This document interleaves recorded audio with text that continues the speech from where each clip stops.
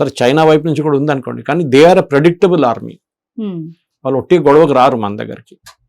పాకిస్తాన్ అట్లా కాదు, వాళ్ళకి ఎవ్రీ నౌ అండ్ దెన్ భారతదేశం మీద దాడి చేయాలి, అప్పుడు వాళ్ళ లోకల్ పబ్లిక్ హ్యాపీ ఉంటారు. దానికోసం ఒకసారి చెప్తుంటారు కదా, ఇక్కడ మోదీ గారు హిందుత్వ ఎలిమెంట్స్ లేపుతారు దానికోసం, ఆయన ఓట్ల కోసం. పాకిస్తాన్ అదే జరుగుతుంది. మోదీ గారు హిందుత్వ ఎలిమెంట్ చేయట్లేదు ఇక్కడ, ఆయన కాన్స్టిట్యున్సీలు చూసుకుంటున్నాడు ఆయన, అంతే, ఇంకేం లేదు. యోగి ఆదిత్యనాథ్ గారిని ఎవరైనా కానివ్వండి. పాకిస్తాన్ అట్లా కాదు. పాకిస్తాన్లో వాళ్ళ పాపులేషన్ని ఒక వైపు పీస్ఫుల్గా పెట్టుకోవాలంటే ఇది చేయాలి, లేకుండా వాళ్ళు గొడవ చేస్తారు, గవర్నమెంట్ దింపేస్తారు. పాకిస్తాన్ స్టార్టింగ్ నుంచి యాయా ఖాన్ నుంచి ఇప్పుడు అసీం మునీర్ దాకా వాళ్ళ ఆర్మీ నడిపిస్తారు. పాకిస్తాన్ నడిపించేది ఆర్మీ. ఇది వాళ్ళు మనం గుర్తుపెట్టుకోవాలి. అందరూ కామన్ జోక్ ఒకటి ఉంది అక్కడ, Pakistan is run by army అని అల్లా. It is correct. ఆర్మీనే వాళ్ళ ఏ సివిలియన్ అడ్మినిస్ట్రేషన్ వచ్చినా కానీ ఆర్మీ నడుపుతారు.